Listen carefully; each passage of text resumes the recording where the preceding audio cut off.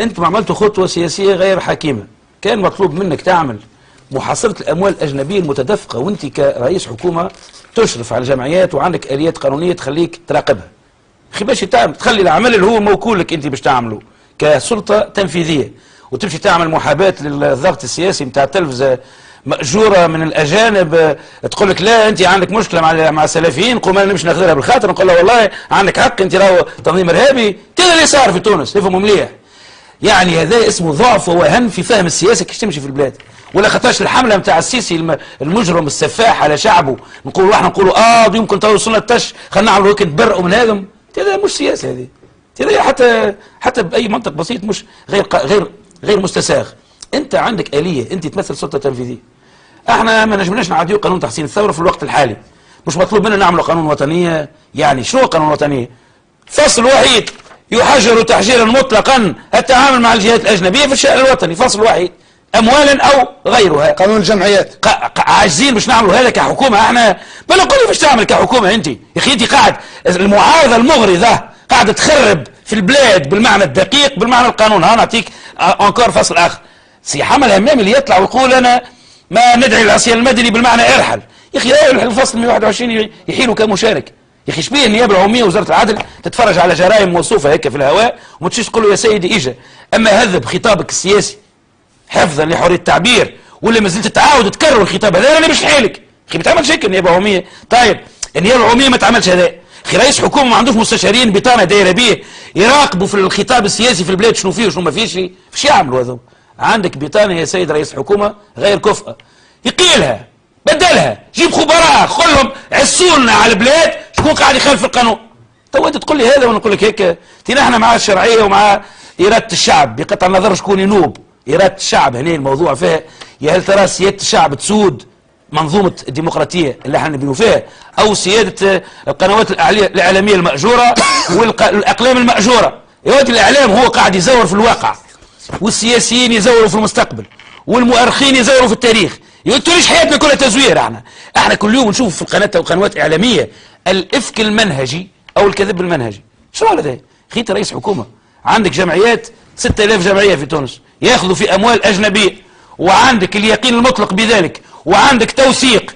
ما تنجمش تمارس صلاحياتك السلطه التنفيذيه، ماشي تخلي واجبك كرئيس حكومه تشرف على الجمعيات وما الى ذلك من جمله صلاحياتك، وجاي تغرضي في نفوس مريضه تقول لهم والله احنا ما عندناش دخل في الارهاب وهو باش نضحيوا بفصيل من الشعب التونسي. يا اخي هذول مش ولاد الشعب التونسي. بارك المواطنين اللي يسميوا روحهم سلفيين ولا انصار من يكونوا، بارك مستوردينهم ولا جايبينهم الواد، هم مواطنون تونسيون احرار ولهم الحق في الممارسه السياسيه كيفما يشاءون، وطبق القانون. كان خالف القانون شو فيها هذه من عيب؟ فيها عيب هذا يعني، بحيث المطلوب خطوات عمليه الحكومه تمارس القانون، مش ترضي المغرضون.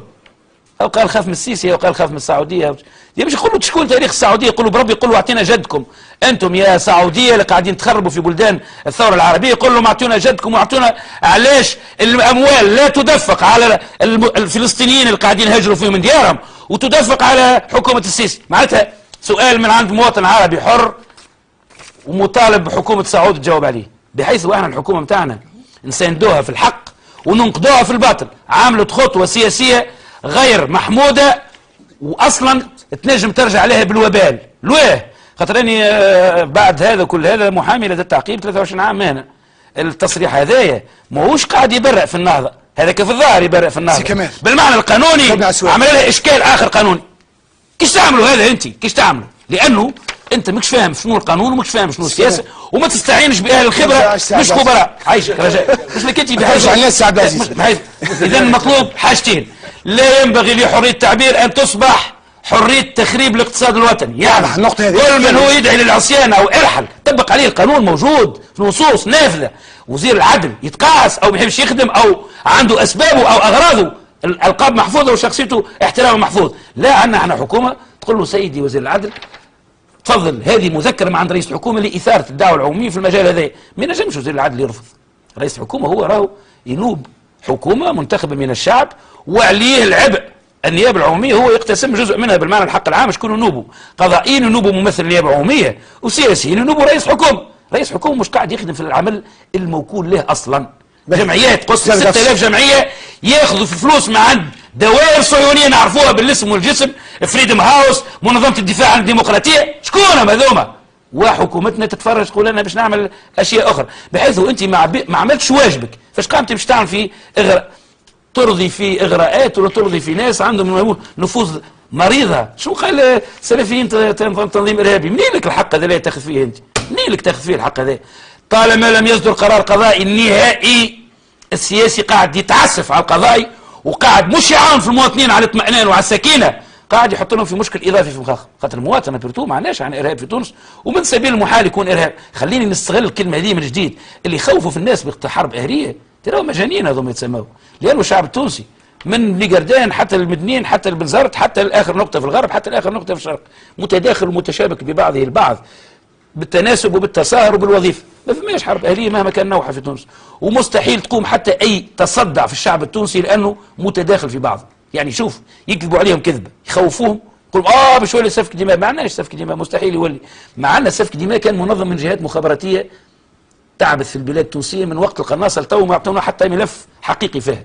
الدولة الوزارات والدولة الوزارات، وحتى حد ما اعطانا فصل المقال في الموضوع هذا لا، وتوا جاي تقول لي نطمن في الناس. هذا غير تقدير سياسي غير مفهوم. هذا تقدير سياسي نتاع ناس لا يفقهون معنى السياسه الشرعيه بالمعنى القديم، ومعنى علم السياسه او ناموس الدوله. ماني قلت كلمه انا، ناموس الدوله راهو طلاسم لا يتسع للجاهل به والمغرض به، اثنين ما ترفعهمش. الجاهل يطبوه، تو كيما السيد رئيس الحكومه المره اللي فاتت او السيد رئيس الجمهوريه جابوا له قرار حاضر هون التلفزه الكاميرا قداش خداعه، قرار جاهز وهيك يحط. شوف الاعلام تاعنا كيفاش قاعد يظلل. التلفزه الوطنيه نتهمها مباشره بانها تعمل في التخريب منهجي، فماشي في قسم الاخبار مره يحطوا اخبار يقولوا استقبل رئيس حكومه الموقت عليه العرايض السيد فلان الفلاني مهما كان الشخص، ورئيس حكومه مستحيل ياخذ التسييد او رئيس الجمهوريه، بحيث شوف ايش قاعدين نعمل. الوطنيه نهارات سير السؤال متى تفلس تونس؟ لا اجعل فروسهم. انت كرئيس حكومه تبعث لرئيس المدير العام قسم الاخبار تلغيه، الغيه، بدل له عندك ادوات تنفيذيه قانونيه. ايش نتصارعوا على قاعده حريه التعبير؟ يا اخي حريه التعبير يعني ازعاج الخلق في اهاليهم في ديارهم ولات. انت تجيب لي معلومات تضليليه وتتعمد تعمل الترتيب الاخبار، ما تعرف قسم الاخبار يعني فيه تقنيات، الخبر الاول عنده اهميه القصوى والثاني وانت بالترتيب الاولي. هذه كل مسائل مربوطه بالعمل الحكومي والعمل نتاع الهيئه السمعيه البصريه. انت تخلي مجالك الحيوي في العمل وماشي تتلطع على العمل القضائي الذي لم ينجز، تو هذا يتسمى عمل سياسي. الله يبارك فيك يا سيدي، ربي يبارك فيك. الخطوه الثانيه التي لا مناص منها ولا غنى عنها، باختصار خليني نكلمك انت، نحبك في الله وانك انت تمثل الحكومه مهما كان بطريقه او باخرى بطريقه او باخرى. لا انت تمثل اغلبيه نيابيه مع ذلك، يعني في الاخر انت في وسط اغلبيه نيابيه في الاخر، واحنا الاغلبيه النيابيه هنا كمان تحب توصل نعطيه فيها في السبل. اعطيها سيدي رئيس الحكومه راهو هذه خطوه سياسيه غير حكيمه، ويفترض تداركها بان بدل مستشارينك. قانون الوطنيه اللي فيه جمله وحيده، قانون الوطنيه هو يحجر تحجير تام على كل الفاعلين السياسيين والثقافيين والجمعيتيين التواصل مع الأجنبي مهما كان نوعه، سري أو علني، في الشأن العام الوطني. كلمة قانون يطلع، هو ما يطلعش قانون، يطلع منشور أمر من عند رئيس حكومة يجبر كل الجمعيات باش ترتبط به، على الأقل نعرضوا احنا. وصلت الثانية، مستحيل يوقف الإرهاب وإلا الاغتيالات السياسية وإلا الاضطراب الأمني في الأداء إلا ما يتشكل مجلس الأمن القومي، مجلس مركزي، وهذا كان مطلبه، يجمع كل الأجنحة الأمنية.